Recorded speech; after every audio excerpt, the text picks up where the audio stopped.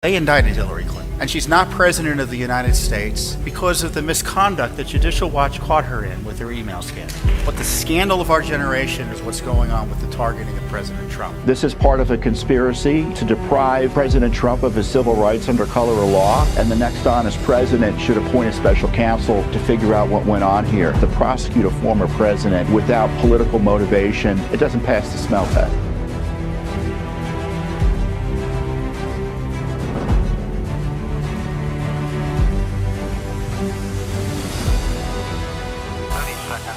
Did you ever think you would make it? I feel I'm so close I could taste sweet victory. I know this life meant for me. Yeah, why would you bet on Goliath when we got Bet David? Valuetainment, giving values contagious. This world of entrepreneurs, we get no value to hate it. How they run, homie, look what I become. I'm the one. Okay, so if you're watching this podcast, episode 423, and you're somebody that believes there is such a thing as an establishment, or you believe there's a deep state, I don't know, maybe you've read a couple books about it, maybe you're not 100%, but you're thinking there's a possibility that it does exist. The guy here today, Tom Fitton, is one of the most hated guys by the deep state, by the establishment. Let me tell you why. He's like one of these guys that just constantly wants to sue you. His organization, the Judicial Watch, let me give you a couple of the lawsuits that he's done. Just very annoying type of lawsuits, okay? So here we go.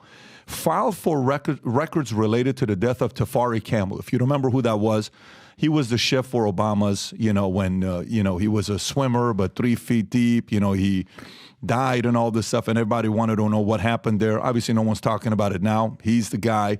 His organization, Judicial Watch. Then you have wrongful death against the U.S. government for Ashley Babbitt. This is the girl in the middle inside the Capitol. Then he filed for records, his organization, for CBP, that's the Customs and Border Protection agents, welding open floodgates in the border wall in Arizona. Then filed records regarding communication between DHA Cybersecurity and Infrastructure Security Agency. Then they challenged Illinois election laws and handling of voter registration. Then filed for records concerning censorship of social media users. Then filed for records of payments made by the FBI to Twitter. Filed for communications between agencies and social media platforms regarding content moderation censorship. Sued for YouTube censorship of a Judicial Watch video by Biden, corruption and election integrity. Uncovered coordination between Facebook and the CDC to control the COVID narrative. I mean, I can go on and on and on. It's constant. And, Judicial Watch got started, in 1998? This goes all the way back to having numerous high-profile investigations, including uncovering Hillary's private email server, obtaining documents related to the Benghazi attack, the IRS targeting scandal, the misuse of FISA warrants during the Russia investigation. I can go on and on and on, but it's great to have you on, Tom Fitton. Good to be with you. Yeah, so I'm thinking I got to find out what we got from some of those lawsuits you're reading. And that's what I'm curious about. So for me, I got a series of things I want to go through with you. That I'm curious about. I want to talk to you about what Jim Baker and Jimmy Carter did years ago to try to have the mail-in ballots, the integrity of elections. I want to talk to you about the HR 8081, which I don't know if you've been following that. I'll read it to you. I want to see your thoughts on that. I got some questions on the Invention Secrecy Act of 1951. The DOJ can't release Biden-Hur due to deep fakes AI concern. A couple questions with China being held accountable. And then U.S. soldiers, 300,000, Russia, this story just came out. Bannon today, I'm sure you saw that, stuff that's going. There's a bunch of things to cover, right? But here's the first one. So for me, you watch the Democrats, they get up there, Letitia James, right? All these kids are, we're going to get him, and we're going to get him, and we're going to go after him, we're going to get him. I was like, okay, this is just a campaign. They're not going to do it, right? No. Here $430 million.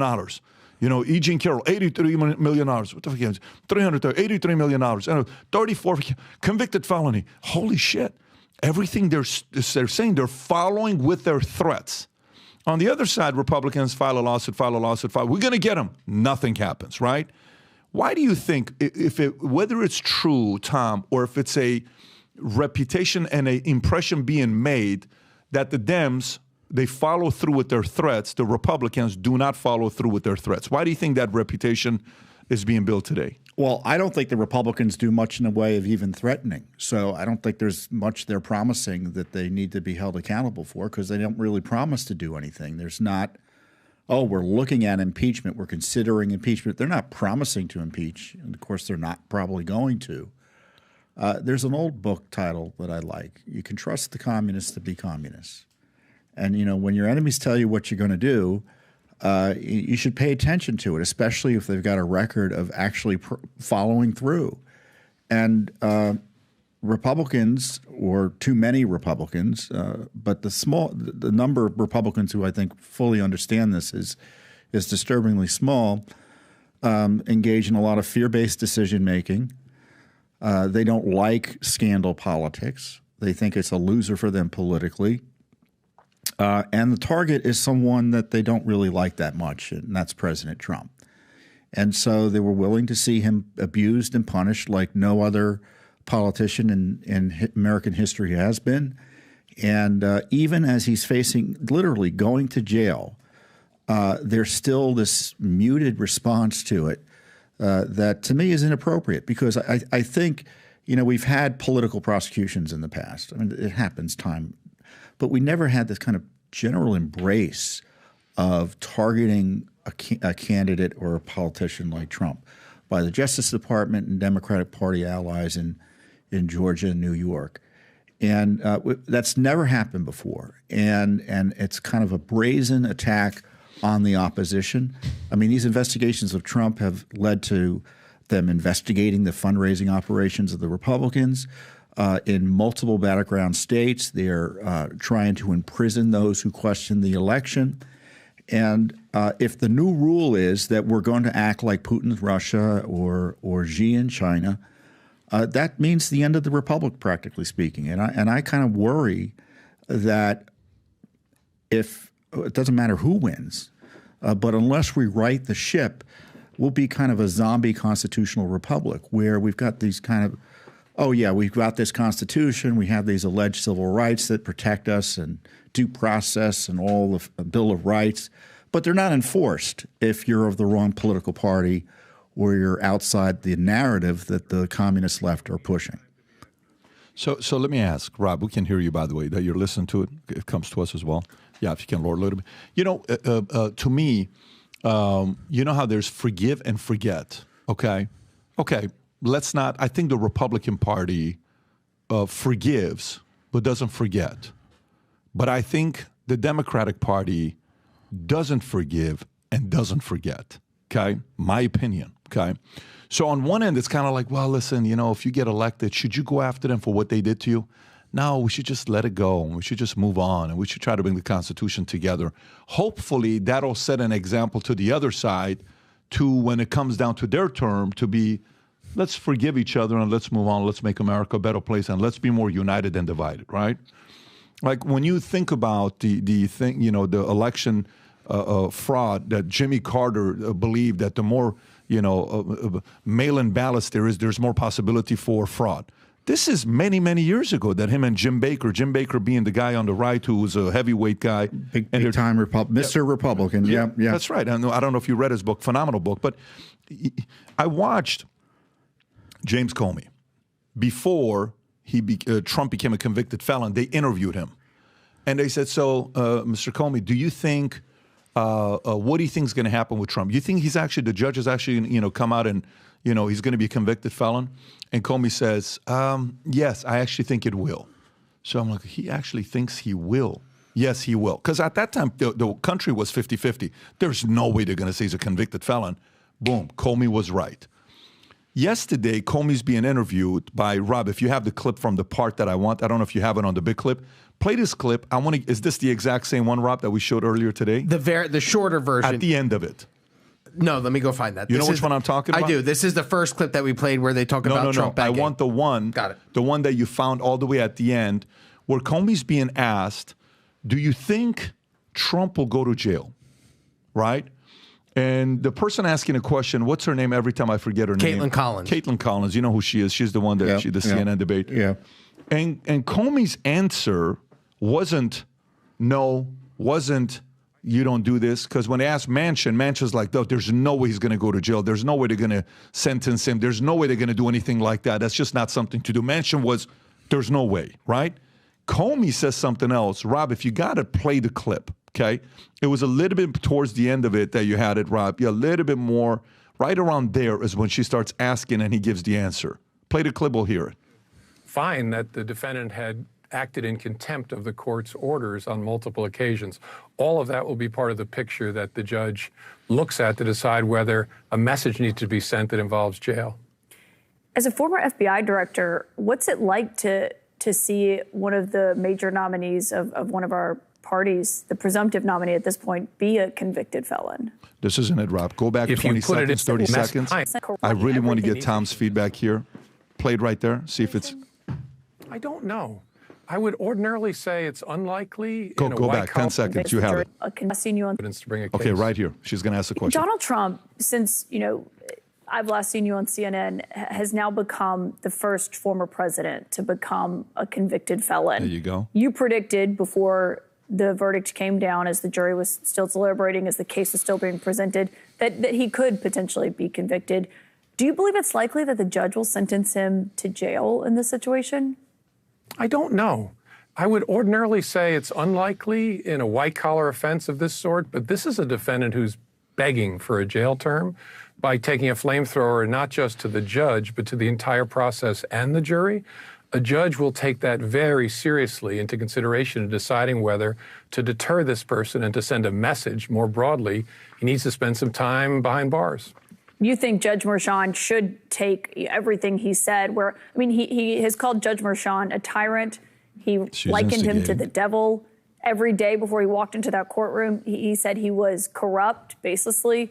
Do you think that the judge will take that into consideration when he does sentence him in a few weeks? I do, as well as him having to find that the defendant had acted in contempt of the court's orders on multiple occasions.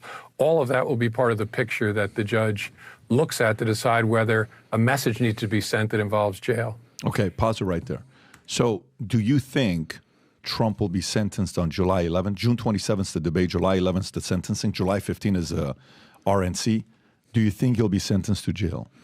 I think there's a significant chance that he'll be sentenced, incarcerated in some way, either jailed directly for a short period of time or a longer period of time where his freedom is restricted through, some type of house arrest or something. And you kind of see Comey here, who's a deep state operative, a corrupt former FBI director who was fired, basically putting out the smoke signals for the judge, in case the judge isn't getting enough of them, that we want you to jail him.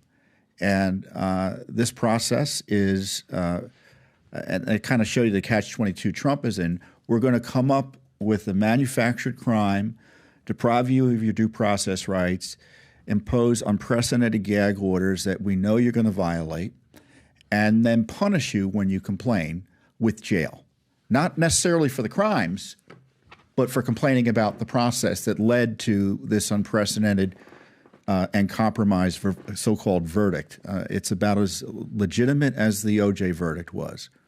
Is about as legitimate as the O.J. verdict was, which is, you're being sarcastic, obviously, the complete opposite. But the reason why I'm asking this question is the following reason. Are you following the HR Bill 8081? Have you read this? I want to read it to you. So this is called the Disgraced Former Protectees Act. If you can go to the other link, Rob, right there, I just want to read it to you.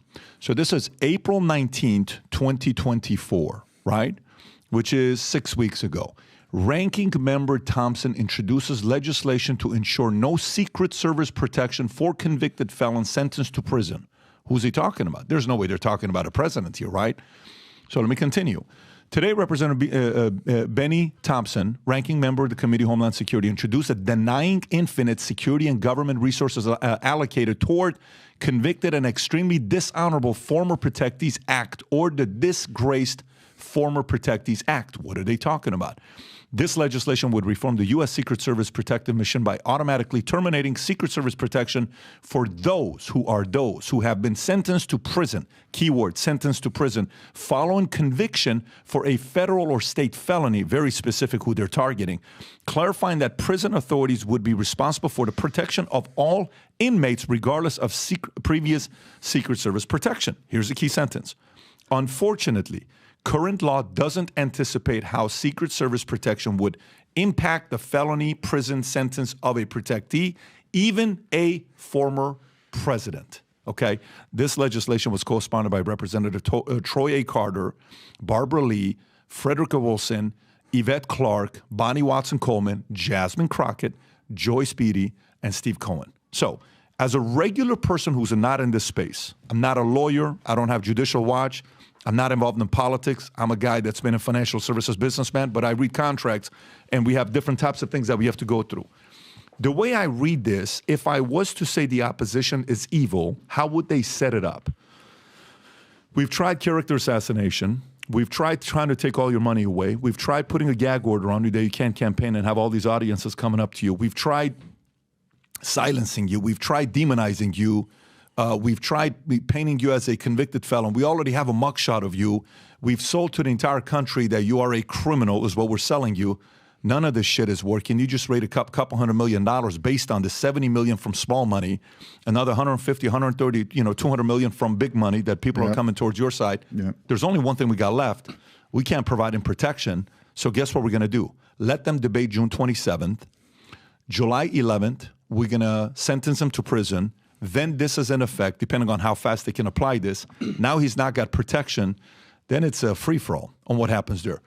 How do you read this? This is how I read this. How do you read this yourself? I read it that they want Trump to be dead. I'm not a lawyer either, but you see enough legislation. You see who promoted it, Benny Thompson, the leading Democrat in the House. They want Trump dead. To deny a former president Secret Service protection in these circumstances would almost certainly lead to his death. And they know what they're doing. And even talking about it is dangerous because we understand he still has Secret Service protection. But when you see the media start talking about this, you're going to get a nut or two who interprets it to mean, well, he doesn't have Secret Service protection now. Now we can go after him, and I'm going to try to target him. And who knows what happens when that happens.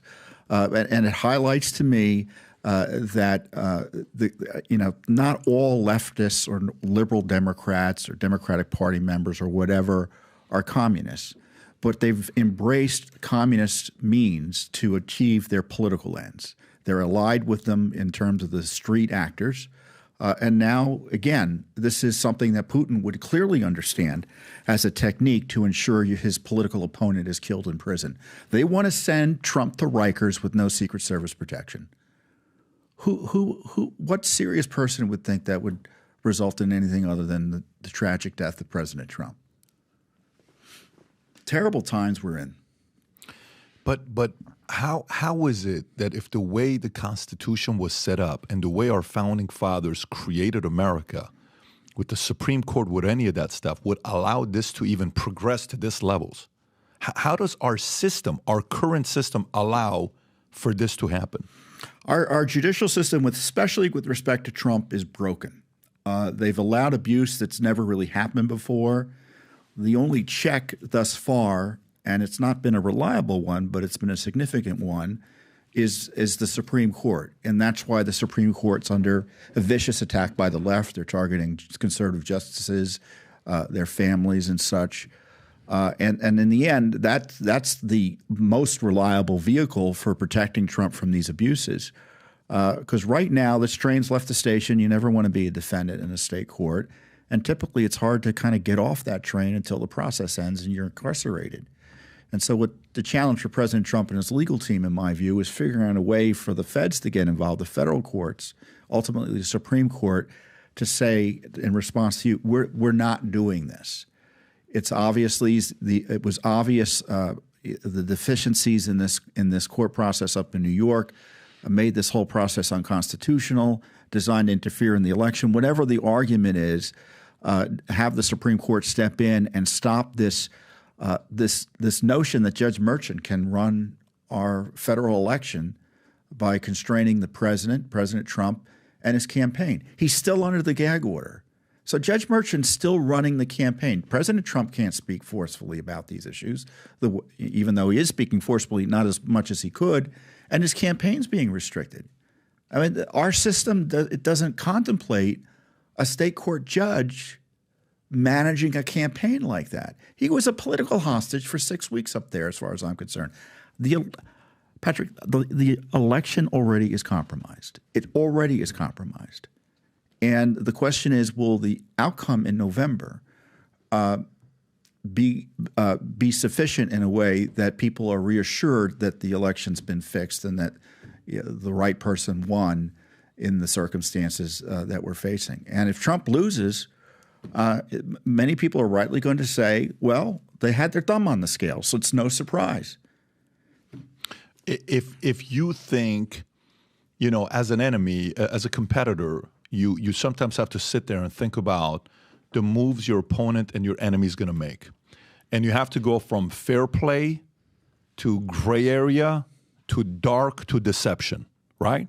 So fair play. This guy's going to be a fair fighter. All right, if he beats me and he knocks me out, he's a better fighter, fine. Gray.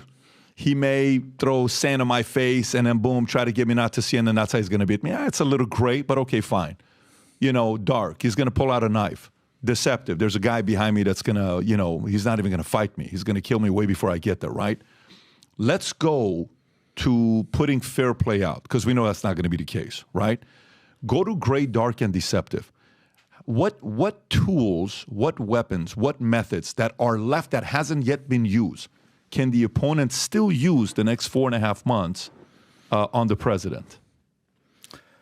Well, they can jail him. I think President Biden and the Biden administration could restrict access he has that candidates typically would to national security information, which would impair any transition to power. I think they could mess with the Secret Service short of this legislation. I think they would be tempted to do so. They've already misused the Secret Service to help enable that improper raid of his home, so who knows what else they'll do. The Secret Service is as compromised at the top, in my view, and as politicized as any other deep state agency. I don't know why we would think it's any better than anything else in D.C. So it's really bad. Now, on the other hand, they're kind of losing in some respects, as you pointed out. Trump is still doing well, and their charges in here in Florida and up in D.C., the federal versions of the Get Trump effort have been stalled. Fani Willis, because of her own misconduct, shut that case down. So they're losing some additional, they're losing some key vehicles there. Now, what did the left do in 2020? They went to the streets and engaged in violence, and so that's another arrow in their quiver. It's a reliable one. They use it time and time again. Political violence is key to the left's political thinking. They don't always use it, but they are willing to use it, and it wouldn't surprise me if they escalated it in that regard as well. Got it. Yeah, I mean, if that's the case, a couple of them, it's publicly, we're looking at it, and it's obvious that they're doing it. What I'm curious about is, what are they going to do that we're not thinking about? Because this is not being covered enough by the market, right? The fact that they're putting this HR Bill 8081, that they're trying to get him to lose Secret Service, this only tells me one thing. There's no other way to process this. Why would you want to take Secret Service away from him? Check. That's easy, right? Couple of the other ways, I'm trying to wonder if there's anything else we're not paying attention to. Tom, you look like you're thinking something. I am. I'd like to ask Tom a question, and I'll premise it with something. First of all, thank you for all you do personally. This is from me personally. Oh, you're welcome. And I think part of this, people can get a civics lesson if they just follow some of the things, whether they completely agree with your approach or not, or even what they're saying. You can get a civics lesson in what the Freedom of Information Act and other things you can do as a citizen that I think are very important to be part of the process. My observation is I think they went from, and I'd like to know what you think, to he won't win, but it was always a comma. We're going to hit him with all these indictments. We're going to say 96 counts. He won't win because the voters will be thinking he's a criminal, and that'll do it. It didn't, and he went up in the polls, and he even went to a point in North Carolina and Georgia, as you know, that all of the polls, including their polls, he's like 8-9 points up now. Say what you will about Fulton County, the rest of Georgia is bright red and upset. Right. Then, we'll convict him in New York. He'll be a convicted felon. He's a convicted felon, he won't win. And the next day we saw everyone in the media, they were using convicted felon in the same way, right on script. Do you think, from your perspective, that we've crossed from, if we do this, he can't win, to we can't allow it. And therefore, the kitchen sink is on the table, including, a manipulated homicide. Well, I mean, they're sending a signal out there that they want to put the president's life at risk, President Trump's life at risk. In 2020, they contemplated Trump winning and what they would do if he won. And the war game included John Podesta, and John Podesta pretending to be Joe Biden in a war game where there was a dispute about the Electoral College, a close count where Trump was winning. They would have the left-leaning states demand that the electors be seated they supported in order to change the outcome of the election, and the threat would be we're going to withdraw from the union if they don't do what we say. So they were actually contemplating civil war in 2020. Option. Yeah, so that's what they were planning to do in 2020. So, of course, who gets prosecuted? People who actually disputed the election under law, rather than those who were evidently conspiring ways to engage in civil war against the republic. Then now we hear Democrats talking about, even if Trump does win, we're going to object to his electoral counts in Congress, not because the election was compromised, not because there was any evidence of fraud or administrative deficiencies that require a do-over, but because we don't think Trump is eligible for other reasons. So just a pure power play to overturn the outcome of the election. So they're never going to stop. I mean, they've impeached him twice.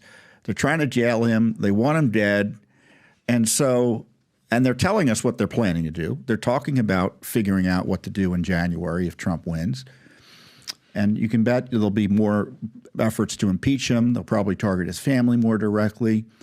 They're never going to stop. They're never going to stop. And it's up to, if you like the Republic, whether you're liberal or conservative, I think you should be very upset about what's happening here. And I think this is where they're making a political mistake, because you understand why some of the bad guys do what they do, because they see a political benefit. But when Biden's out there advocating for, quote, democracy all the time, I think a lot of the blowback in favor of Trump is a concern about democracy or the constitutional republic. And they don't see a vote for Biden as advancing democracy. They see a vote for Trump as ensuring that sort of crazy politicization of justice stops. And so the pro-democracy vote, in my view, Trump is in a position to benefit from. Trump is in a position to benefit from. Okay. If you want to protect democracy, you remove from power those who are using the Justice Department to jail their political opponents, purely because they're political opponents, not for any other substantive reason. And that's what the partner at Sequoia said in a very long Twitter, McGuire, who summed it up by saying, and that's why I think it's very important to protect this election, protect this, and that's why I'm giving $300,000 to the Trump campaign. I mean, it explains why Biden publicly, at least, is a little bit nervous about talking about the conviction, because I think people have been. It's destabilized the country, and an incumbent president doesn't benefit from a country that's destabilized when he's running for re-election. Let's stay on this before we go to the next point. Okay, so for me, you know how we learned in 2020 that, whoever has control over the Supreme Court, that's the ultimate power. Okay, we learned that in a big way. The Supreme Court's more important than president. We learned that. I mean, at least I did. Where for me, it's like, oh, you flipped 3 seats? Damn, what if it would have gone Hillary Clinton and she would have flipped those 3 seats? Imagine the next 20, 30, 40 years what it would have looked like. Because these guys, this is not a 5-year job or a 10-year job. They're there for a while, right? Now, when we're seeing this case study with New York and what New York is doing to Trump, what are we learning? Are we learning who has more judges, has power? Are we learning, what are we learning? Are we learning who has more judges or who is willing to be more corrupt? Because I just pulled this up, Rob. Can you go all the way to the top? If you go all the way to the top, so this shows us we have a total of, zoom in a little bit, the United States Federal Court has a total of 1,770 judgeships authorized across 209 courts in the federal court system, okay? 1770, 209. Go lower to break it down by states. This will tell you by states, but go all the way down to the one that you just had a minute ago. So then this shows us on this page, 178 are judges, 84 are Democratic appointed, 92 are Republican appointed, 2 vacancies, and then 4 pending nominations. Then go lower, because this is circuit court judges, right? Go up. These are circuit court, the one you just had, Rob. Go all the way up. No, where you were at before.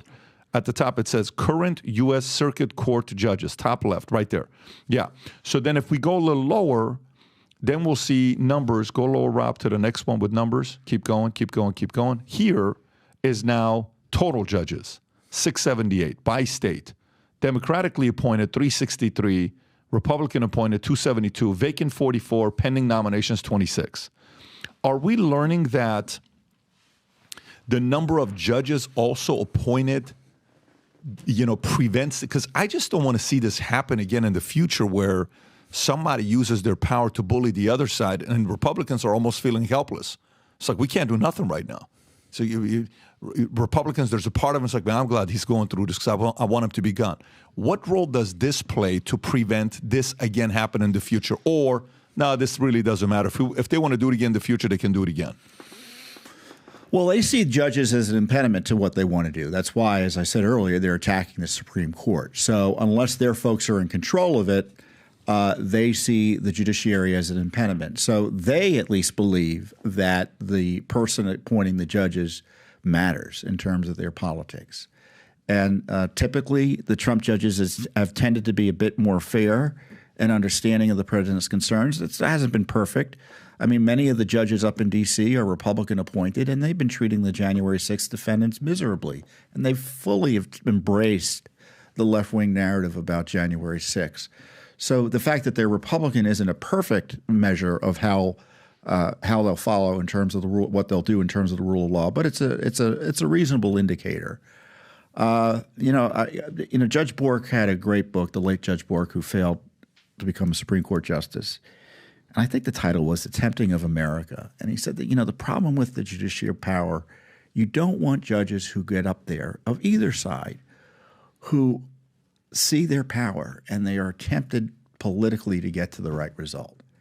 And that's the danger we face from the judiciary. We don't want judges of either side who, because of the politics, they let that guide their decision as opposed to trying to apply the law in a dispassionate way.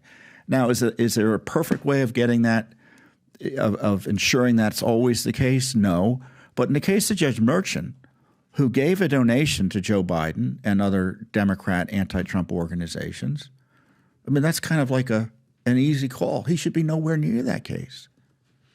In the least, he broke the rules and suggested in a way that showed partisan anti-Trump bias. So it wasn't like a contribution he was able to make under law, and that's just the reality. You just deal with that. No, he broke the rules to make that contribution, and in addition to all of his other displays of bias. So, there is a process for holding people like Judge Merchan accountable, but he's not fearful of that process, obviously. And I think the only way, or I shouldn't say the only way, but unless there are consequences for what we've seen go on. Comey suffered no consequences. None of these folks face any consequences. Adam Schiff, one of the worst congressmen, disreputable, dishonest, abused his authority in ways that we don't even fully understand in terms of going into phone records of innocent Americans just in a secret way, just crazy stuff. He's likely to be the senator from California. So there's been no consequences. He was never really sanctioned by the Republican majority. And I appreciate Republicans are, they're not going to subpoena Bragg. Well, Trump's already been convicted. Day late and a dollar short. I was yelling at them, why are you funding this process? And they didn't want to fight in terms of these government shutdown fights. Why not? Because the leadership didn't want to engage in the fight because they were fearful of losing. Which leadership? Is it McCarthy? Well, McCarthy and Speaker Johnson. What do they fear? Well, Johnson feared that if the government shut down, he wouldn't be able to get it open again without giving Democrats everything they wanted. And what did McCarthy fear? I think that was McCarthy's approach too. Same. Yeah, they don't. They posed. They don't. establishment Republicans, and I don't use establishment in the pejorative sense, but the mainline Republicans, folks in leadership. Yeah. It's the accepted theory that we don't shut the government down. Okay, so what if you do? Why would the Democrats have control that you would have to give them everything? I was never persuaded by the argument. I'm actually curious. Why would even Johnson have that fear? Well, I'm not persuaded by the argument either, because I depend on the escalation of powers and the checks and balances, and I depend on that, and I'm still a believer of that. And so what the thinking is this, is, it's the classic, 1980s caricature of the little boy that says to his mom, if you don't give me the ice cream, I'll hold my breath till I die. And she caves. When in the reality, what you need is somebody on the Republican side with cojones that simply says, I will shut the government down and we won't open it again. And look them in the eye and say, do it. Do it. It's the same BS that, Kamala Harris and Joe Biden said about, what if they use heavier weapons in Gaza? Do it. Like as if it's some threat. You need somebody with cojones that says, look, you're not going to threaten me like that. I'm going to the microphone right now. I'm going to tell the American people, look, they're going to keep the government shut down. They're going to hold back funds. It has to be a Republican that is unafraid to do that, Pat. And you may lose in the end. Are we tracking the other time? Yeah, but you may lose in the end. I'm not saying they would have succeeded. Lose what? But they could have at least advanced the ball in terms of highlighting this abuse of power that was so controversial that Republicans were willing to say, look, if you want to fund the government, it's not going to include jailing your political opponents, censoring your political opponents, allowing an invasion of the United States. Pick something to stand on the hill over. And they refused to do that. And now we are where we are. Why isn't Supreme Court getting involved? Why isn't Supreme Court getting involved to say, hey, guys, knock it off? Same way they did with Colorado. What are you guys doing? Stop. They can't. Why can't they, though? The Supreme Court, there is a gate at the front of the Supreme Court, and it is the Solicitor General. And the Solicitor General hears with the court what matters. So the Supreme Court... Oh, no. The Solicitor General is just another lawyer. He's the DOJ lawyer. Correct. But he presents, and then the court decides what it will hear, and the court also pre-filters. It doesn't go out like an act of police action. Well, things come to it. I mean, you're partly right. You have to ask the Supreme Court to get involved. The party does. Sometimes the government does through the Solicitor General's office. But in the case of Trump or someone else about this New York conviction, he'd have to go up to the Supreme Court. And who's he? President Trump's lawyers would have to bring the case justifying Supreme Court involvement. They have not. Why not?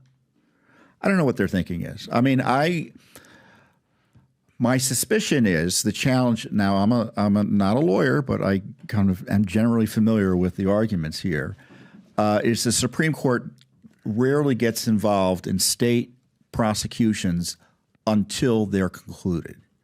So you get sentenced, you do your full appeal, and then maybe we'll take a look at it. So maybe July 11th or even maybe after that. Yes, maybe there are opportunities there. I would argue that under Supreme Court precedent, they can do what they want. That someone like President Trump, who's being victimized in this extraordinary, unusual way that has national implications, is the type of extraordinary circumstance that would allow the Supreme Court to get involved. Now, Trump may lose, but at least the Supreme Court will have considered some of it, and you may get good language out of the Supreme Court from dissenters. I guarantee you there are members who would be more than happy to police what's going on up in New York as a wild abuse of power and an attack on the federal system in our constitutional republic. And that language might be very useful in the public debates and in instructing the lower courts in New York, if they consider this appeal in the ordinary course, on how they should be proceeding. Who knows about the constitutional law? Who is the best constitutional lawyer right now that knows what would be the creative way to go to the Supreme Court, similar way that Giuliani back in the days went to that professor at Rutgers University to help him with the RICO law? Who is that person? Used to be Dershowitz many, many years ago. Who is the formidable name today that can hold a meeting to say this is the right thing for us to do next? Well, I think there'd be a few people, and you've dealt with lawyers in your professional life. Many. And they all argue with each other about what the best way forward is, right? And it's up to the client to say, this is what I want to do. And there's a mix. The client needs to know the option. Client's not the lawyer, right? That's true. And there's a mix of political and legal consequences for proceeding in some way versus another way. If you lose, does that make you worse off than better off if you proceeded another way? But as far as I'm concerned, he's facing a real irreparable damage in July with this sentencing. And if I were Trump, I would be demanding every possible tool be used to stop that sentencing from happening. But you got to know it's got to be somebody that's I'm not looking for a 95% chance. I want the lawyer that said to Giuliani, this is how you can take down the mob. You can take them down by going this way and this way and this way. Not, you know how some of these movies you're like, okay, arrest them. We can't. We don't have them. Go ahead and arrest them. We can't arrest them. Like, I want to know 100%. And the other trick is from an outsider's perspective. Outsiders coming in. So some have suggested that the states could sue New York. And under the Constitution, the Supreme Court has original jurisdiction, meaning they don't have to go through the lower courts. They can go immediately to the Supreme Court to handle disputes between states. And let's say Texas sues New York saying, you're messing with our election through this process. I don't know what you may pretend that's something legitimate that you're doing. We know what it is. It's election interference. You're gagging a candidate for our voters. You're messing with our ability to participate in this federal election. And we want the Supreme Court to shut it down. You're not going to keep on holding our candidate hostage or the number one candidate for president hostage and try to rig the election that way. We have rights too. And we have a right to hear from this candidate. We have a right to have him campaign. Frankly, Democrats and Republicans have that right. And so the Supreme Court should step in and say, you're right, New York can't hold the rest of the country hostage with this kangaroo court proceeding. And you raise all the issues legally that raise questions about the deficiency of the whole process. This to me, you got to just, and you don't need to be, I would submit you don't need to be a lawyer to think like this. You just need to kind of say, I want every tool available and kind of figure out what has happened before and see how it might apply. But what I want right now is, this is no longer like, let me put it to you this way. So you got 5 months is all you got, okay? After July 11th, you really have how long? Less than 4 months. Okay, because it's November 5th, so 4 months. Let's just say you got 17 weeks is what you have till election from July. Well, early voting starts in September. I get that, but decision time, I'm saying November 5th, whatever the date is, give or take. Yeah. So to me, who behind closed doors is holding an emergency meeting with the top 10 most qualified constitutional lawyers to fly out and have a meeting to say, what are we doing with this? Because, here's how this works. How long did it take? At this point, how much does America know those 51 intelligence officers that signed saying there's nothing in the Hunter Biden laptop? How many people know that was bullshit? Everybody knows that was bullshit, right? Yeah. But it worked because it was timely for them to put it out there. Do those people give a shit that now they're caught knowing they lied? They don't give a shit. It's over with, right? Okay. How many people in America know that the Russia collusion wasn't Trump, it was really Hillary Clinton paying that $35 million, whoever she paid? How many people know that? Yeah. Everybody. But it doesn't matter. It worked. For 3 years, everybody believed that this guy, on the left, that this guy was linked to Russia. So how many people does it take for COVID to say, hey, Trump is a racist against Chinese people, and look at this, let's go to Chinatown, and the COVID vaccine didn't come from China. How dare you say such a thing, call it China virus? I call it China because it came from China. So that's racist, Mr. President. Would you say that to me because I'm Chinese? Is that why you're saying that? No, I'm saying it because that's where it came from, right? But it worked, and it doesn't need to work for 2 years. It doesn't need to work for 10 years. It just needs to work for 5 months. So if this works for the next 5 months and Republicans are not being paranoid enough, boom, then we find out next year in July, guess what? Trump was right. Who gives a shit? Yeah, he lost again. He lost. Dude, yeah. what I'm trying to say is, who is that super Avengers lawyers to put in a room to say, what is the right next 15 moves? What needs to happen? Who needs to get behind it? That's what I'm interested in. Well, Trump has his team of lawyers. He does pay attention to folks on the outside, people who talk about this publicly, like yours truly. I know that one of the reasons the left hates me is because I put ideas out there like this, and people pay attention to them. I mean, I had the FBI come knocking at my door because I was blowing the whistle and Judicial Watch was asking questions and highlighting the abuse of Trump. I mean, I had to go before the grand jury on this crap because they wanted to highlight that and abuse me for saying what they were doing to Trump on this records issue was baloney because we had sued similarly for Clinton records. And they told us, well, you don't have any basis to sue. The president can do whatever he wants with these records, more or less, right? And so they changed the rules, did a 180 of their own legal position to try to jail Trump. And what did we get in response for us saying, well, that's not right? I had FBI come to my door. So they're jailing his lawyers. They're disbarring his lawyers from the previous legal fights. So I'm sure the lawyers around him now are probably pretty cautious in light of all that as well. It's a challenge. Maybe it's not lawyers. Maybe it's a governor. Maybe it's a governor from some of the red states to say, the same way that DeSantis sued, God knows how many. Yeah, maybe it gets. Maybe it's through that. But all I'm saying is, if I'm in a position like this, and let's just say we're facing an issue, a crisis that we've never faced before, whatever it may be.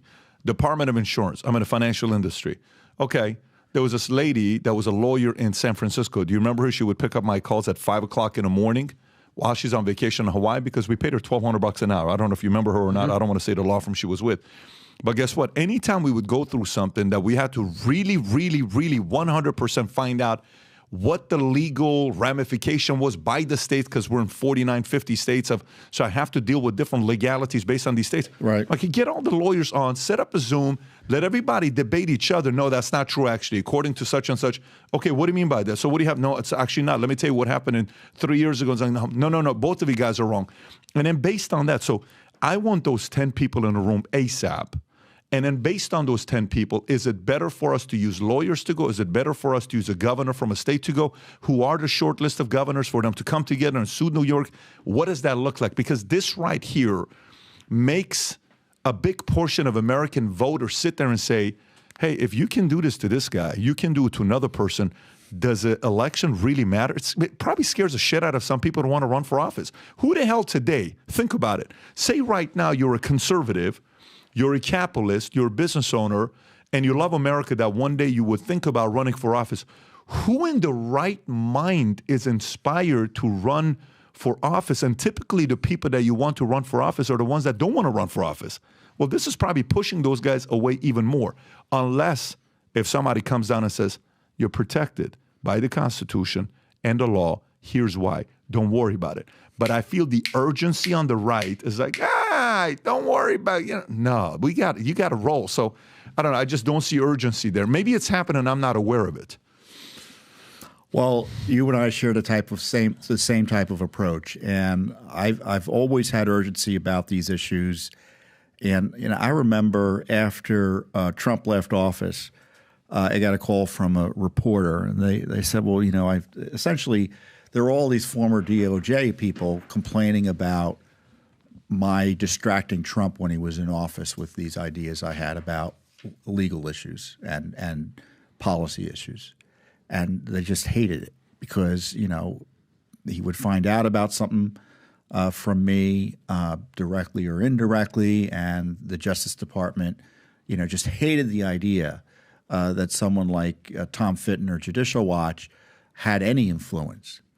And so they're complaining to the New York Times. And I'm thinking in the end, I'm just a guy on a street corner with a sign.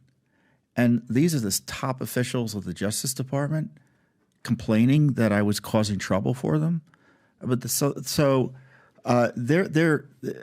my point is, these small voices can have a big impact if you get the right attention at the right time. And I think President Trump needs to be urgent about this because I do think, as James Comey is slyly highlighting, as we highlighted earlier, he faces jail time. And, all bets are off if there's a jail sentence that's recommended. Everyone says, well, he's going to be released pending bail or pending appeal. Well, I hope so. I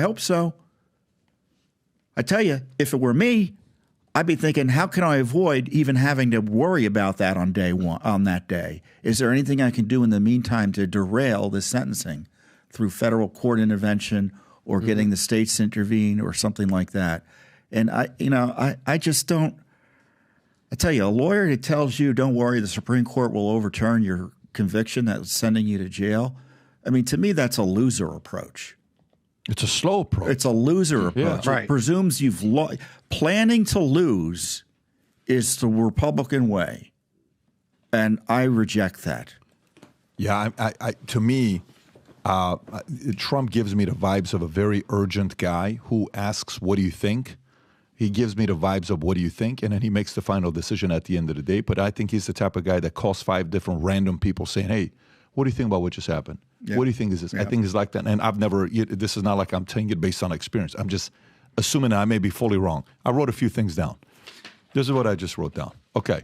Strategies on how to fight this. Number one, an all-out public push, if this is legal or not, to encourage whistleblowers on the higher-ups on the inside, DOJ, FBI, CIA, who are high-ranking to come out and talk about what really happened. 2, retired guys that know there's going to be a big price on the line if they know anything, if it's legal. Everything I'm saying is if it's legal. Number 1 is whistleblower. Number 2 is constitutional lawyer emergency meeting in Mar-a-Lago or whatever he's going to be at to have that conversation, a few hours, and everybody talks to each other.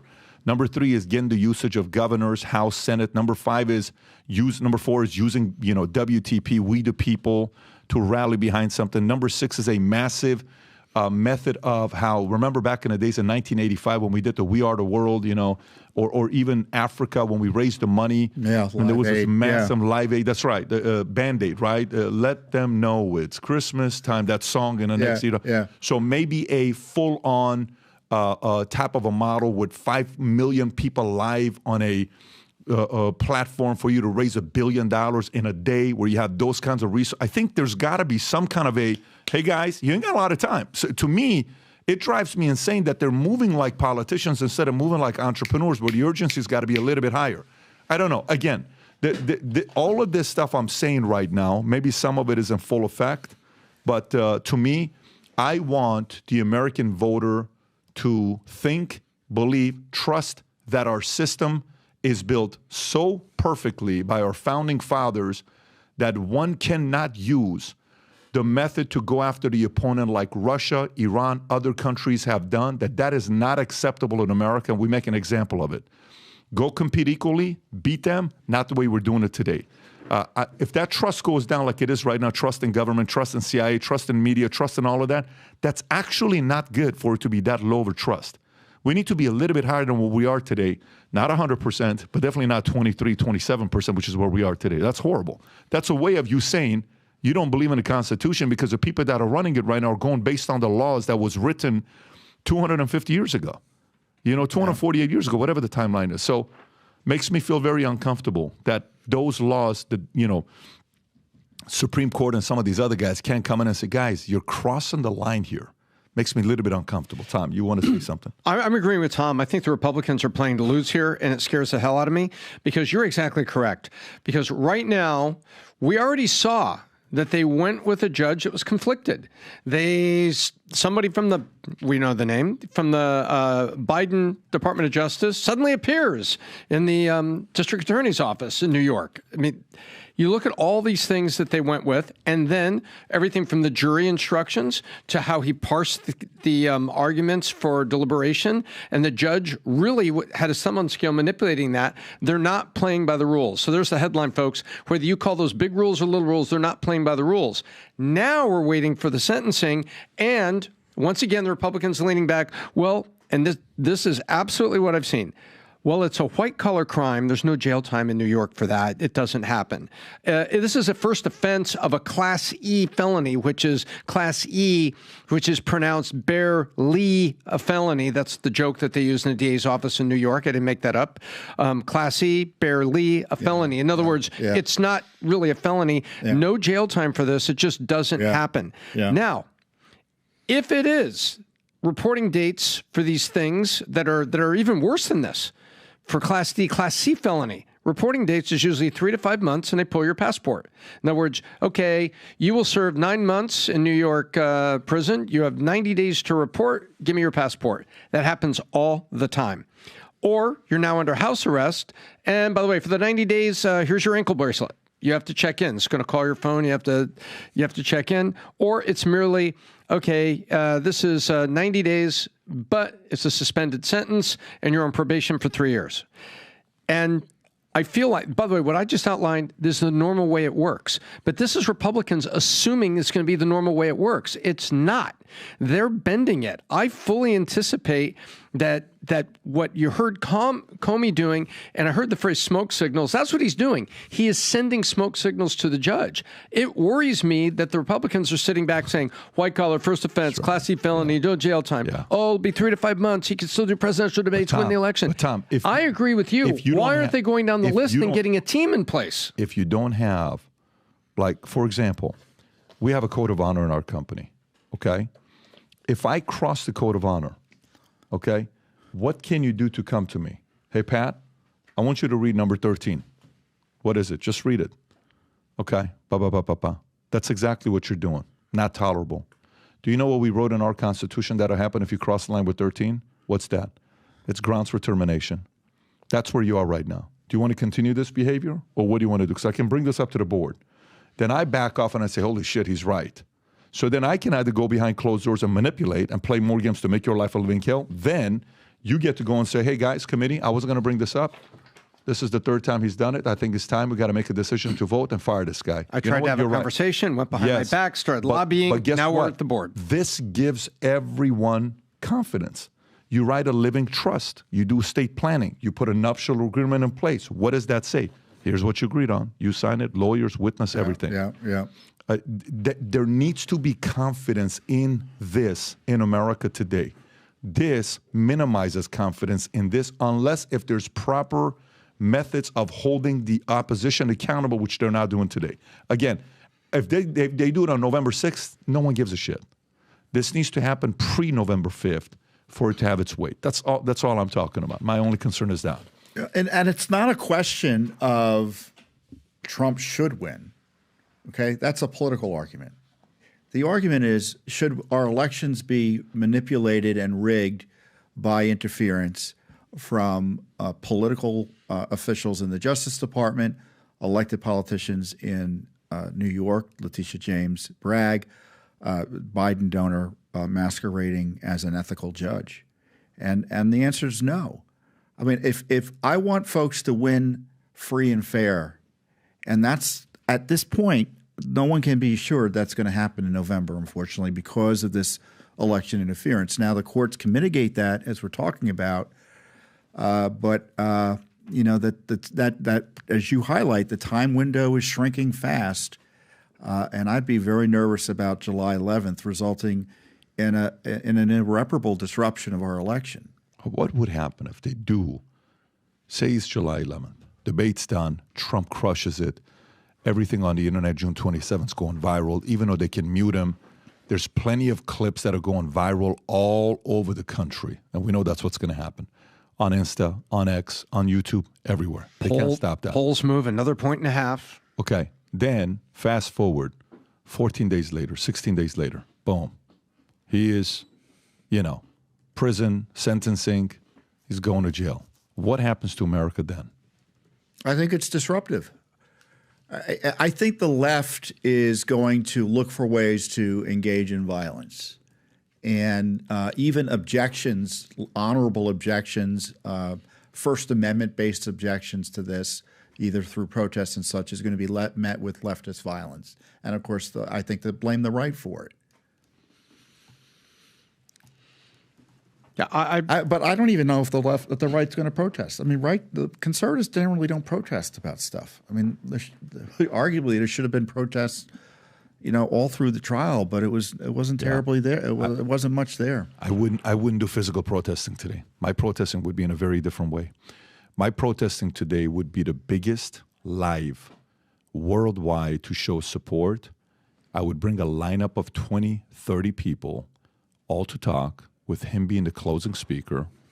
Yeah. And I would raise money, and I would drive everybody to go retweet a video, drive traffic to it to make it the most viral clip in the history of Twitter or whatever it is, to make a record, to make announcements, reveal stuff, educate people, have stuff out there for them to know how they can go and, drive the traffic and intensity online. Today, a few years ago, I'm Armenian and Assyrian. My dad's Assyrian, my mom's Armenian. The Armenian community would tell me, Patrick, how come you don't come and march in Glendale anymore for the Armenian, genocide of what happened, April 24, 19, how come you're not coming representing? I said, I don't think you realize this anymore. The people you want that can make changes, they don't protest on streets of Glendale. They protest on streets of Twitter. That's what they're protesting. Why don't you take your protesting online? That's what's going to spread like wildfire and get a lot of attention. I'm not getting that vibe.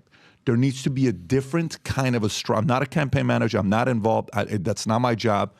I hope the right people hear this. You go take the idea. It's not even my idea. You go take it. You go take ownership of this idea. I don't need credit for it. Go do it. Whoever's going to be doing this. I think there needs to be a real intentional drive for something like that. So then imagine, let's just say we do this biggest live ever. Ready? So invite Dana. It's like an RNC. Don't wait till the RNC. Don't wait till July 15th, because the RNC may not happen. Go do it pre. Don't think you have all this time. Don't wait till we got plenty of time till the election. No. Bring people like Dana. Bring people like this guy that just gave $300,000. Let him tell a story. Mm-hmm. Bring people like Shamat. Bring the most random people, not the typical everybody that you're going to get that's already, we know they're going to be behind it. Bring the weird, different types of names that don't make sense, who agree to speak and say, wait, what? DeSantis just spoke? This guy doesn't like Trump. Shamat, who gave Trump a D- and then he flipped a year ago saying, I think now that I look at it, it's a B+. Wait, Elon Musk did this Twitter. What? Wait, and then you're like, holy, there is actually something going on. And by the way, the sooner you do it, the more their backs are against the wall. The later you do it, the more they're going to be able to play their games, and you're kind of playing reactionary counter instead of, no, here's how you do, boom, boom, boom, boom, hit, boom, boom, boom, boom, boom, no. You got to get them to go on the offensive. I think sometimes Republicans right now are just like waiting. Okay, guess what? Another month is gone. Another month is gone. Another month is gone. Another month is gone. What the hell you doing? Compete. Well, and the Republican response to all of that is we just have to win in November, and let's not get distracted. Let's keep our eyes on the prize. Let's talk about the issues that people care about. Let's not get too distracted by these prosecutions. People have already factored that in. They already know it's rigged. They already know he's being abused. And all we need to do is just remind other voters that every time they go to the grocery store, they're facing ginormous prices because of Joe Biden. And so that's the political pushback on the hyper-focus politically on these trials and tribulations of Trump. But, it's politics, so, people can honorably disagree about it. I don't know. I think legally, from Judicial Watch's perspective, it's the worst case of government corruption I've ever seen. I've been working at Judicial Watch for 26 years. I've never thought we would be in the position we are in. I think we're in a crisis in terms of constitutional Republican form of government, and that those in the responsibility, who have the responsibility or are in the positions of responsibility, need to use every tool available to them under the law and the Constitution to protect the republic. Amen.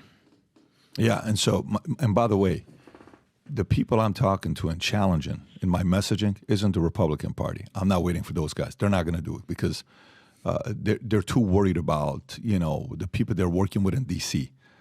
Most of them are part of the same, community. Many of them want Trump to lose. That's right. I mean, they don't, you think Republicans hate being in the majority. Not as many as you might think. I don't disagree. Yeah, they don't mind just showing up and cutting ribbons. But guess what? That's the job I know. of the MAGA community to take the lead on this. So let me give you a lineup. You ready? Here's a lineup. Dana White, 50 Cent, Shamat, the guy that just gave $300,000. My lineup is not going to be the usual suspects. Right. I don't want the usual suspects.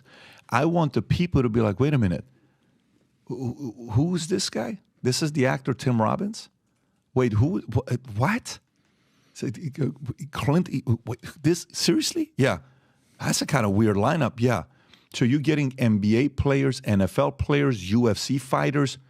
You know, Hollywood. You're getting the regular mom who just went and says, "Look, let me tell you who I am. I got 6 kids.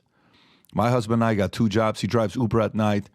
In 2019, this was my bill. Here's how much we spent on bills. Here's how much we're spending right now. I'm just a regular person. I'm not a famous person. You don't know who I am. My name is Mary. This is where I live. I live in this. But I'm here to tell you, I can't afford this. And for the basic thing, if we were to categorize a group of 20 people to hit different audiences, 5 million live on Twitter Spaces, on whatever these platforms played on Twitter Spaces, on YouTube, raise money. Next speaker, raise money. Next speaker, raise money. Next speaker, raise money. Drive to Twitter, drive to Twitter, drive to Twitter. You create all that protesting online, the biggest online protesting of all time, you can call it. Historical protesting. Record-breaking, Guinness Book of World Record, 5.2 million people live watching. What? So, I mean, that's a collaboration with Elon. And Trump could get that on Twitter. And Trump could get that. There is no problem he could get that. Yeah. So I think that's the part where... you know, that's what I mean, where I'm not waiting on Republicans to do it. I'm not waiting for traditional people. I'm waiting for, you want to disrupt?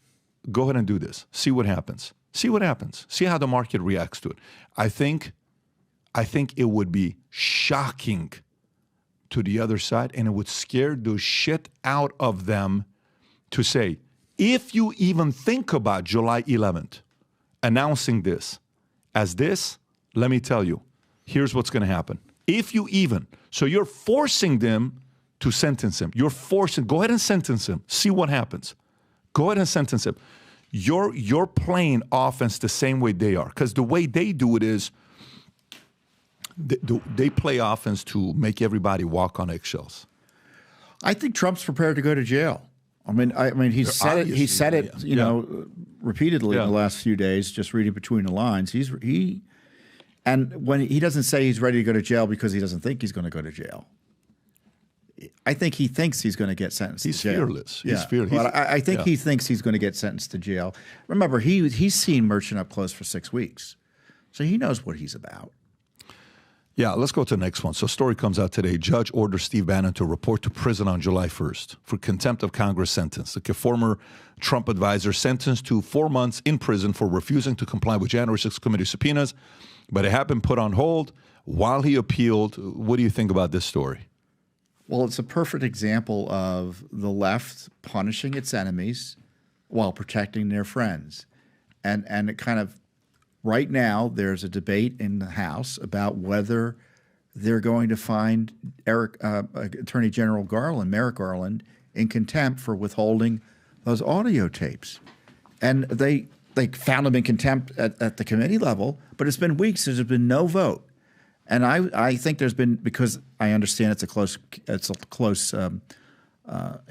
a small majority in the House, but you don't get a majority in the House by being silent about the issues you want that close majority, that small majority to vote on. And it's been silence. And frankly, it was Judicial Watch, our litigation, that forced the Justice Department to admit the transcripts of the audio interviews with Joe Biden were messed with. They didn't reflect what actually he said. And now they're telling us we can't get them because AI might be used to deepfake them. So Bannon's going to jail. Trump's going to jail potentially. And so you've got, they can't manage to impeach Biden. Garland is ignoring brazenly a subpoena, and they can't manage to find him in contempt. And by the way, the House constitutionally has the ability to detain someone who's in contempt of Congress directly. They don't have to rely on the Justice Department to prosecute. So there's no consequence, and I don't know how much more divergent example could you get. The way that Trump has been treated and Bannon's been treated, Peter Navarro, another Trump aide who's in jail over disputes about executive privilege and contempt for Congress, rushed to be he was prosecuted by the Biden Justice Department, and the House is nominally controlled by Republicans. They haven't figured out a way to impeach Biden, and they have the Attorney General literally coming in under oath saying, "You want to find me in contempt? Go ahead." And they still can't. They still haven't figured out what to do about it. Tom, how can they do this? Because what's the real reason for this? So Steve Bannon was just ordered to prison for ignoring a congressional subpoena, right? Mm-hmm. But play this clip, Rob. Do you remember this? Go ahead and play this clip the way you had it. So this is Hunter Biden, just gets up and walks out. Go ahead. Thank you, Mr. Chairman. Excuse me, Hunter. Apparently you're afraid of my words. Lower the audio, Rob. I'd like to reclaim my time, Mr. Chairman. What's the difference? There isn't any difference. They gave Hunter another chance to respond, and they let that, and he finally caved after a few weeks. But they could have found him in contempt immediately, and they didn't. They didn't. So what's the difference between what Hunter did versus what Bannon did? Well, Bannon was relying on the advice of his lawyer. The courts wouldn't give him any benefit of the doubt there. He was raising issues about executive privilege. Typically, that is a significant issue. All of that was just run over by the Biden Justice Department. All of the privileges and protections that presidents and their close advisors typically get are denied Trump. Even when he was president, he wasn't allowed to do things that presidents are supposed to be able to do: fire people, negotiate with foreign leaders, exercise control over our military. All of that was denied for Trump. And every time Trump tried to assert his constitutional authorities as president, they thought it a reason to attack him and or impeach him. And in the case of Steve Bannon, there's arguments about whether he told what his communications with the president were,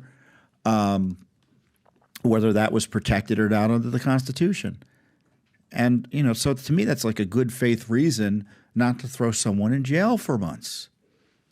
Yeah, I mean, I'm watching this, and you say 4 months. What a perfect amount of time. What's so special about 4 months? What's in 4 months? You got July, August, September, October. Great timing, guys. Keep one of the most effective voices, one of those outside voices who aren't Republican, keep them off the table for the election season. And please note that he's given 30 days to report. So he's not being taken straight to prison. He's got 30 days to report. And that is the way it works on white-collar criminals, regardless of whether the rest of the Bannon case is a sham. And it is. And what you have here in Hunter Biden, I read a legal analysis that said that the reason the Republicans have next to no balls on a Hunter Biden case, Pat, is if they went all the way to the wall, they need a couple Dems to kind of go with them. And if they go all the way to the wall, you're just going to put the president in a position that he pardons him. Because that's it. Do you think Hunter Biden's going to do time? If he was actually convicted, Pat, and he's getting ready to be sentenced, what do you think Biden does? He picks up his pen and he pardons him. That's it. He's not going to let Hunter go to prison. And there's this gelding weak response on the Republican side to push this. And now we're finally in court with the gun charge. But that was contempt of Congress. You're subpoenaed to come before Congress in a hearing, and you and your lawyers have said, okay, we showed up, we were here, but we've had enough of this crap, we're just leaving. That's ridiculous. Well, you're in contempt at that moment. And it highlights the way these issues are usually resolved through negotiations, and Hunter eventually showed up. It's amazing that Democrats can figure out a way to resolve through negotiations Bannon's testimony. Obviously, they could have figured out a way to get him to testify And, he could have asserted certain privileges and there would have been fights about it. But it was a setup. It was a setup. This was a political prosecution. I tell you something. There's not a darn thing this Justice Department does in terms of prosecuting any politically sensitive case that should be trusted. It's my position. Every January 6th defendant, every single one, should be pardoned or commuted, have their sentences commuted. Every prosecution of every politician by the Justice Department, we should presume is political in a way you can't trust it. Senator Menendez, I have sympathy for. Even Hunter, I have sympathy for.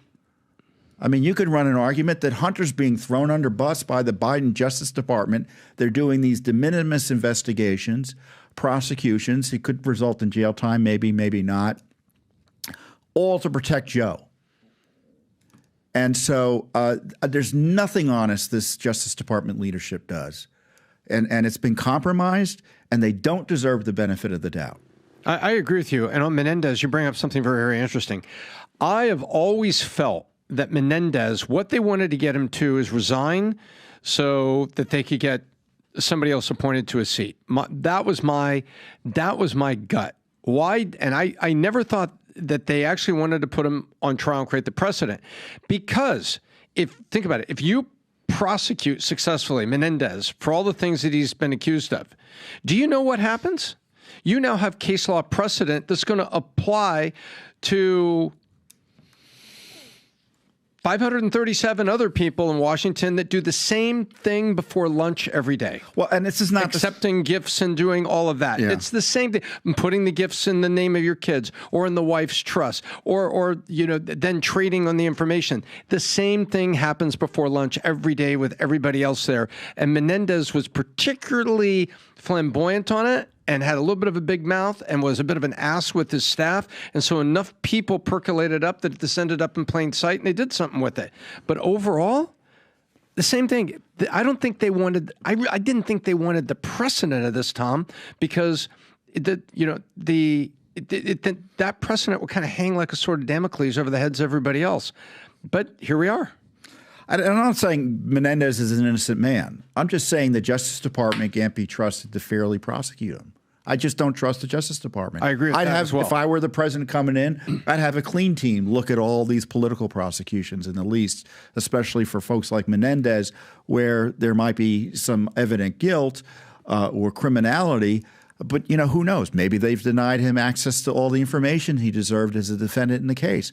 This Justice Department, as a matter of course, engages in unethical conduct time and time again.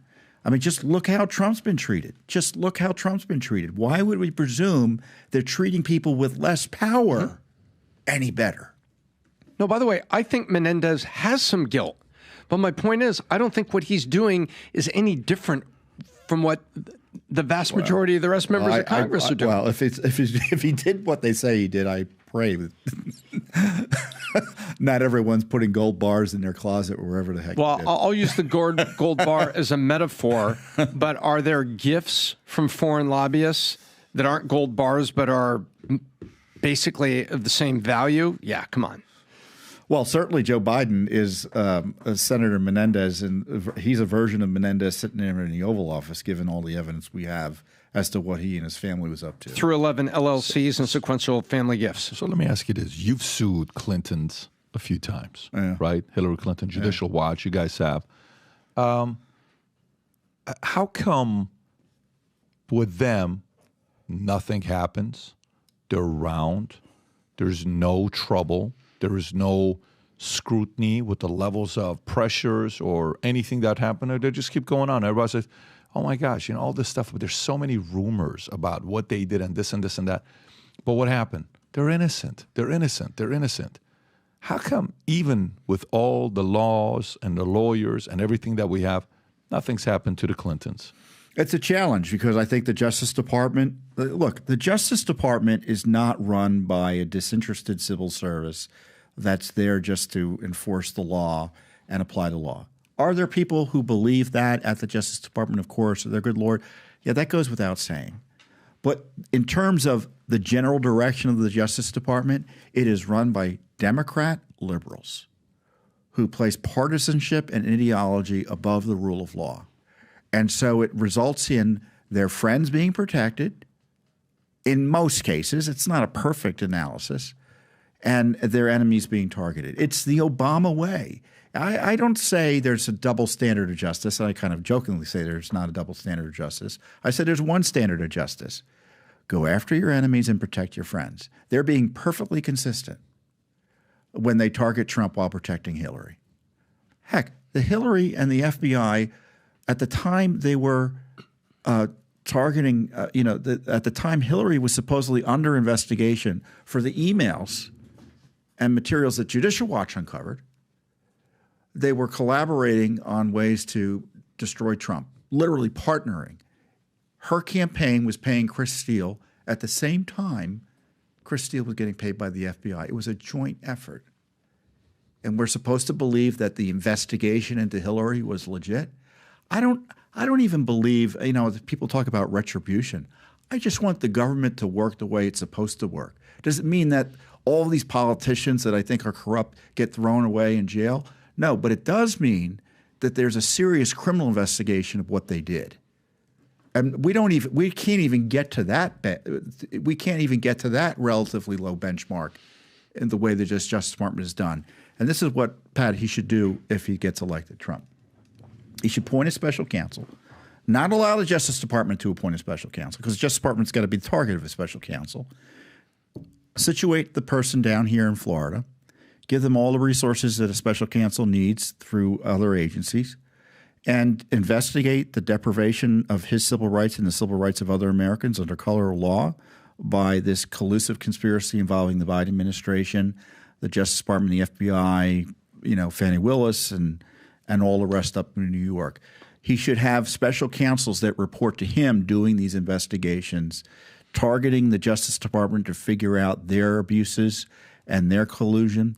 The FBI, find out who approved of and targeted him, make sure they're not in a position of public trust anymore, whether they be in the FBI or Justice Department. They need to radically rethink the existence of the FBI, the power and reach of the Justice Department.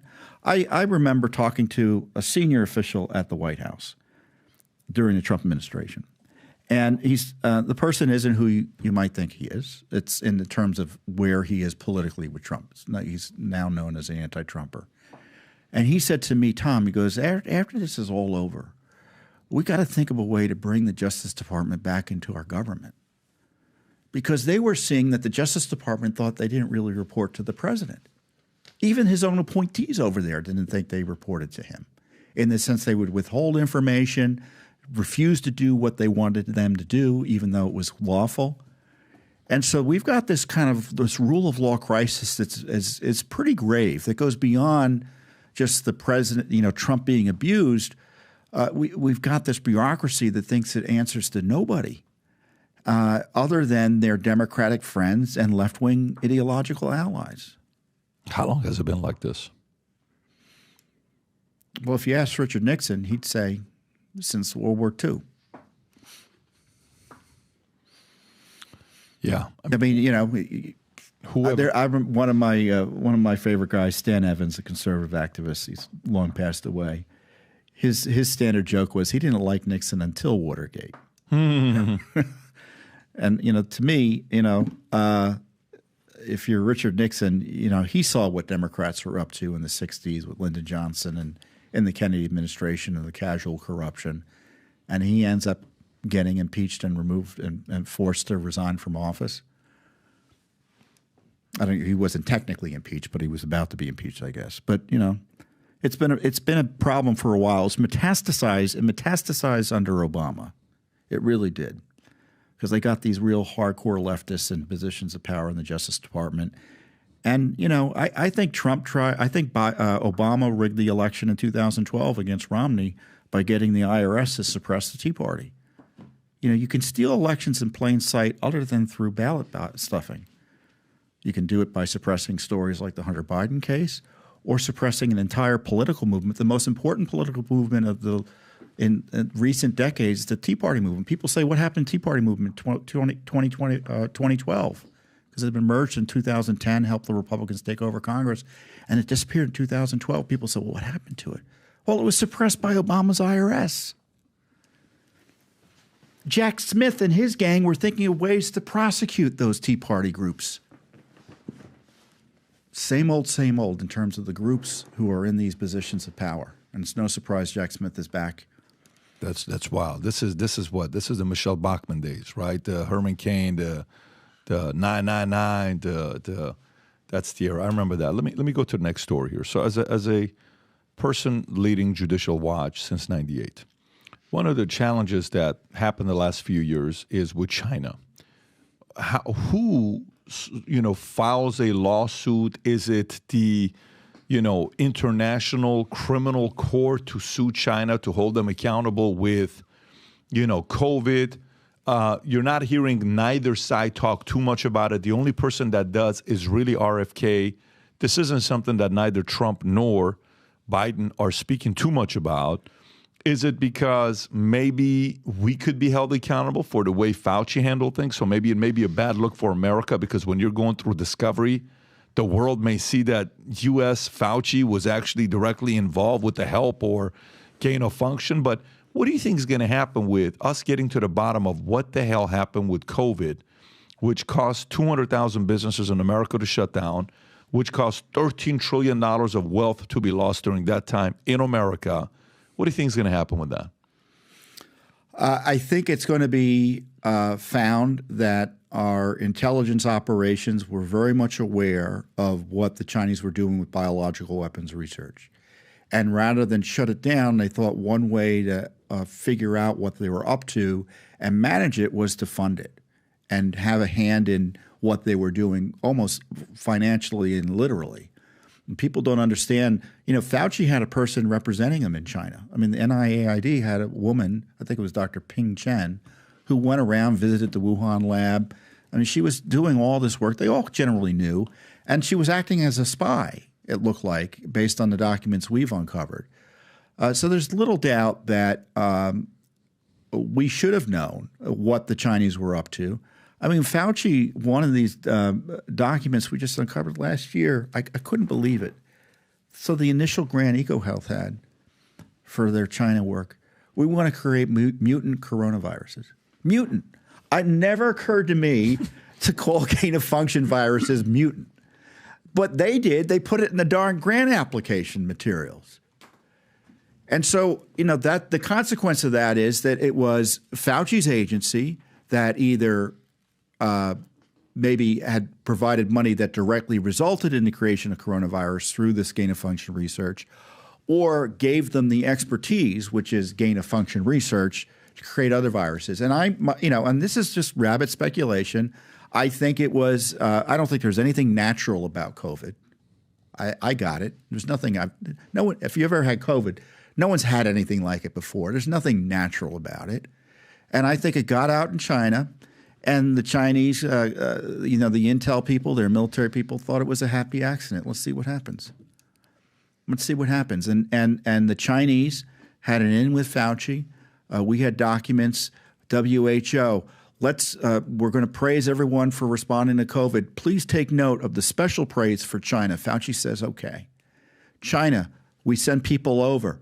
We only did it contingent on agreeing to their confidentiality terms. That's a document we uncovered at Judicial Watch. So we're sending our people over, and the Chinese are dictating to U.S. government officials what they can tell us as citizens. Is this public info that Fauci said okay? Yeah, he said, the WHO said, let's take it. We're going to praise China specifically, and Fauci said okay. Praise, praise. Yes.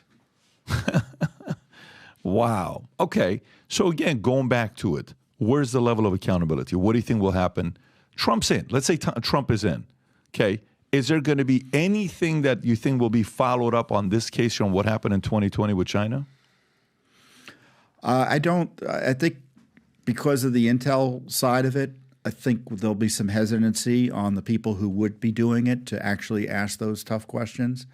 I mean, because we presume it's just Wuhan. I mean, they have all these other, one of the craziest things we got was the head of the Wuhan, top official Wuhan, sending an email asking for help on how to disinfect tabletops. They didn't know how to disinfect the lab. And it wasn't like, biosafety. It was like, what disinfectants do you use to, clean the floor? I'm exaggerating slightly, but not by much. We knew that what was going on over there. And we have those types of labs in operation here in the United States. I mean, just because the government isn't funding gain of function, as we've learned recently, doesn't mean it's not happening. And of course, it's not banned as a matter of law. I mean, we found out, all this controversy about anthrax, we found that we're still supporting investigations into anthrax in Ukraine. Now, we were told, we just wanted to secure those facilities and to break up the Soviet Union. Why on earth do we allow anthrax to be present in Ukraine at all? Shouldn't we be spending money eliminating anthrax in those labs in Ukraine as opposed to allowing them to continue to study them? Now, you point that out, you're a Russian plant, as opposed to an American who's concerned about dangerous bioweapons being funded by the U.S. government. Yeah, my position with this is I just want to know. And in an ideal world, if Trump wins and he, gives this responsibility to special counsel, I don't know, RFK, and lead this to find out what you're going to do with it. Because he's the guy that's going to be the true believer, and maybe that could be the way to bring him in. And I don't know. I don't even know if Trump wants this. You saw yesterday or 2 days ago when he was asked, Mr. President, if you become president, what are you going to do with John F. Kennedy? Are you going to release the JFK file? I did. I don't know if you saw. I did a lot of it, but I will. Yes. How about 9/11? Yes. How about Epstein? Yes. Right? I mean, I don't know if you saw that or not. That clip. I didn't. Yeah. Go ahead and play this clip, Rob. This is it. Would you declassify the 9/11 files? Yeah. Would you declassify JFK files? Yeah. I did a lot of it. Would you declassify the Epstein files? Yeah, I would. All right. I guess I would. I think that less so because, you don't know. You don't want to affect people's lives if it's phony stuff in there because there's a lot of phony stuff with that whole world. But I think I would. Yeah. So to me... Well, he's been president, so he knows the objections that are raised when these file classification issues come up. Privacy, there's national security issues still with the JFK files. We've done some litigation on that. What's the national security on that? Is it just the fact that we did it? Like, as if we don't know. Sources and methods, it's... Who cares if we know? We already know. It's a long ball game for foreign intelligence services. If a person was a source in 1960 and their family is still around in the country which we were targeting, they don't see a distinction just because the person's passed away. The source. Got it. So the fear is that if we have... Wait, let me understand what you just said. Are you saying if we have informants that gave us the information that their family is still around, you're worried about the world's going to find out about that family and that family may be at risk? And in countries that are giving not us friendly. assets. And plus, we have current informants who rely on protection as well, and you don't want to diminish their confidence that they'll be protected and names won't be disclosed. So that's the arguments. I'm not saying it's necessarily persuasive, but it's one that has to be taken seriously. Yeah, I would add one more to it. I would add actually two more to it. One of them would be China. If you become president, are you committing to creating similar to a Warren Commission to go and find out what the hell happened with China? Well, he classified, for instance, the end of his term. I mean, he can declassify stuff. But the problem was during his term is that they would derail his declassification efforts. He was trying to declassify the targeting information, the abusing of him on Russia. He did it at the end of his administration. They derailed it at the end. And there was a dispute about where those records were. I mean, we've been asking for them because he declassified them, but they weren't released. And many people, I think, including Kash Patel, I don't know if he's been on the show, he's talking about it. I've always thought the raid of his home wasn't about what Trump had. They wanted to know what Trump had on them. and the cleanup and vacuum documents that they were concerned he might have had that would expose their criminality against him. Yeah, I mean, listen, we'll find out. All I'm saying is that's something that I'm interested in. Last story before we wrap up here. The story comes out about DOJ can't release Biden's, communication with her, the audio, because they're worried about deep fake. How much you know about this story and what's your position on it? Well, it's that came up in our legal case. We've got the FOIA lawsuit for those actual audio files. Now, I'm not a lawyer. I've been doing FOIA for 30 years at Judicial Watch, or 26 years. I've never seen an argument like that. I mean, the idea that you can't get a government document or an audio or a video because a third party somewhere down the line might mess with it would end FOIA. It would mean that no document in theory could be released because it could be manipulated further down the line. Right. You can use that as a... And it's such an absurd legal theory. I've been trying to kind of think, why would they even say this? Because it's just so absurd and there's no lawful basis for it. And I think they're kind of running these arguments because they really are obsessed with controlling AI, the left is, and censoring it. And to me, this is kind of some sort of ideological throwaway where they're throwing it into this case because they want to regulate AI and control AI outputs. There's a whole story in the Washington Post today complaining about how the federal government may not move fast enough to restrict speech related to restrict AI-related speech on the campaign. They don't want AI to be used on the campaigns without disclosures and regulation. They're desperate to regulate AI, and I think this argument is part of it. And also, they're also desperate to keep these audios away because Why though? Why? Because they will demonstrate the transcript, which has been they admitted in our filing was manipulated. They've dropped words like I or stutters or things like that, and or something like that, or uhs or a's. The sort of thing, if you heard in an audio, would suggest falsehoods, memory lapses, anxiety, mental incompetence. All of that is lost in the transcript when you edit it that way, but would obviously come through in the audio. And they've got this political challenge with people's concerns about his cognitive issues. And we had a special counsel who used his cognitive issues that were present during these interviews as an excuse not to prosecute him. And it's going to be proven right with the release of these audios. I mean, that's the conclusion I draw because they're just making up new, just crazy reasons to withhold the information. They're not legal reasons. It sounds like, some crazy politico said, say whatever it is you need to say to delay the release of these records. So I think we're eventually going to get the audios. You think we are? But not at the time frame people want. By the time we get it, it's going to be too late. It's not like you can do anything about it. Tom. Yeah. And I think there's a proxy out there. First of all, the first part I thought was ridiculous.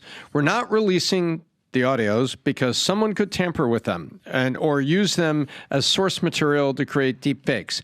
Well, that's like saying we've decided against issuing paper money because someone might counterfeit it. Right? It's ludicrous. Then you flip it over the other way and you say, okay, what's really going on here? Because you get past ludicrous point one and say, that's ludicrous. So what's really going on? And PBD, I was thinking about the TikTok bill. Remember the TikTok bill? The banned TikTok bill that had nothing to do with TikTok, had everything to do with giving new powers to the government over all social media and websites that might otherwise be objectionable. And I think that there's a second underlying part here that they are worried about and using it as an opportunity. And it occurs to me, I have a little different view on TikTok, but it occurs to me, one way to undermine the real audio is to suggest there's a lot of deep fakes and you can't even trust the real audio when it comes out. So maybe they're just planning ahead.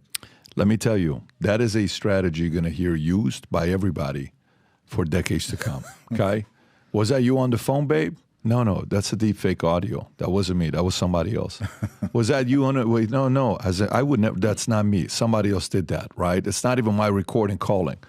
That is gonna be You can't believe your own eyes. You can't believe your own eyes. You ever seen the movie Primal Fear with Edward Norton? Yeah. With Richard Gere? Yeah. It's like, yeah. you know, there's two guys. There's whatever, the one brother and the other brother. What was the brother's name? Turns to me, wait a minute.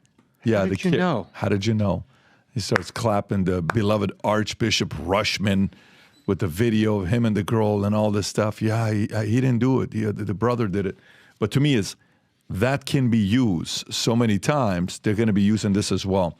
Last but not least, did you see the story about Wall Street Journal, how Biden's senile, the expose on his health and all the reaction and all that, and the left being upset saying this is a MAGA writer writing this, where at the same time the lady goes on CNN and says no. So it's actually bad when we're seeing how he's behaving, how he's acting. How much of an impact does that have at this point of the game? I think there's probably some internal Democratic pressure to remove him from the ticket, and they're kind of reflected in stories like that. Time Magazine had similar conclusions about their big interview. It wasn't as direct as Wall Street Journal. It was just based on their interaction. If I were running the House, I'd be holding hearings on the 25th Amendment. I think there are significant cognitive issues for him, and I think it's a national security issue. It places us all at risk. Our friends or enemies make calculations based on the perceived strength of the United States, and his cognitive challenges make us look weak, and I think would encourage our friends and enemies to take steps they might otherwise not take in a way that places our interests at risk. Tom. Do you think there's also, I think that is the mature, forward-thinking assessment in terms of global position of the United States. And I agree with that. I also think there's this other myopic, more internal look.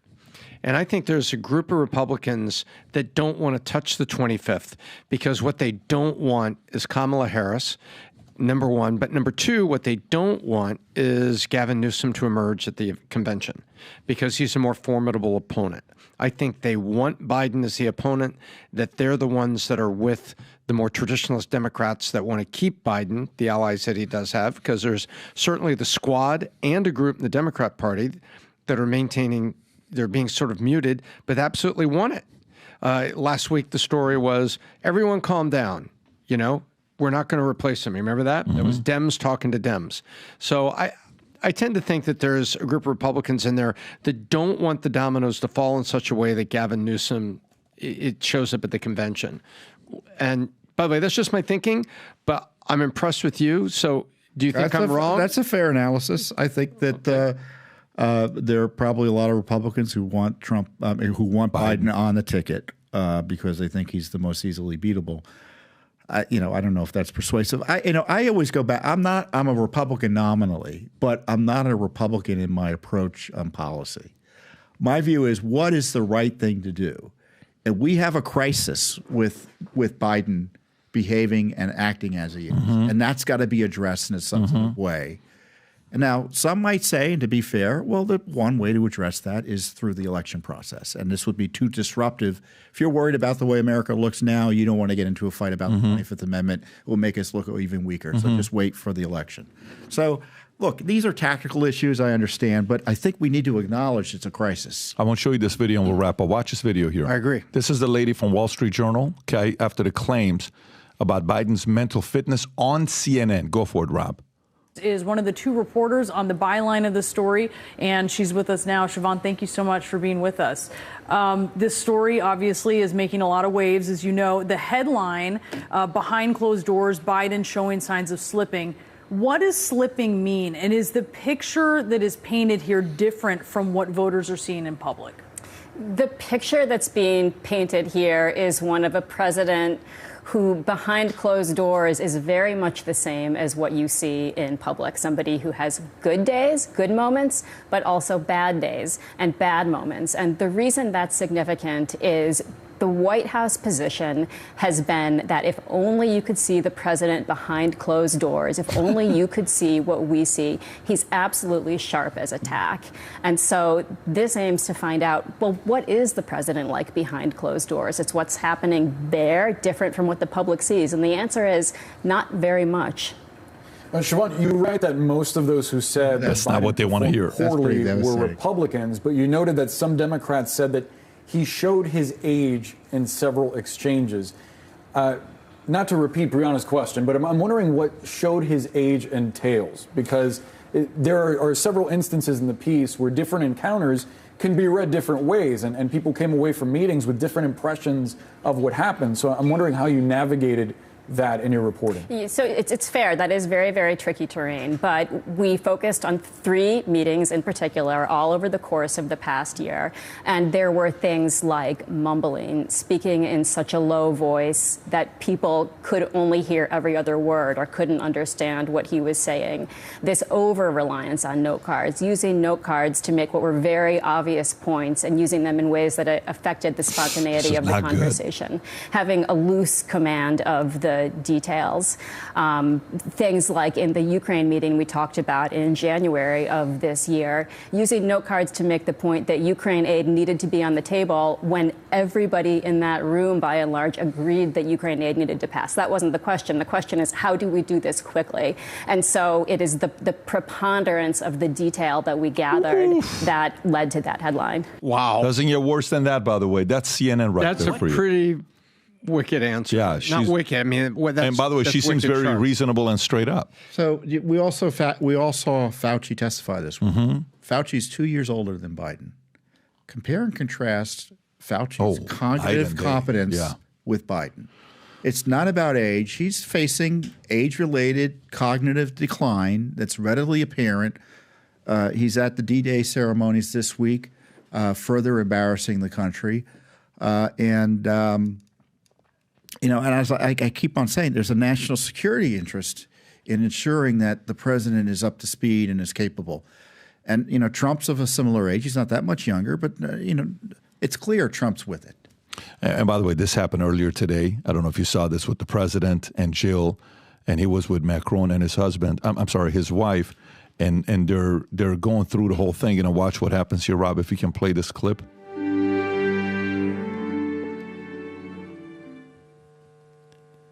He's telling something. Distinguished guests, please welcome the Honorable Lloyd J. Austin.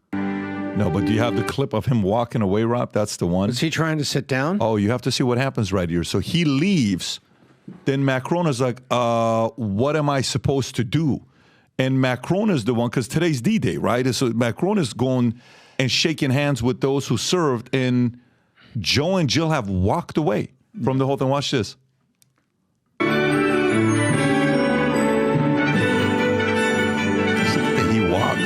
Weekend at Bernie's. Now watch Macron. Macron's like, what do you want me to do? He runs up.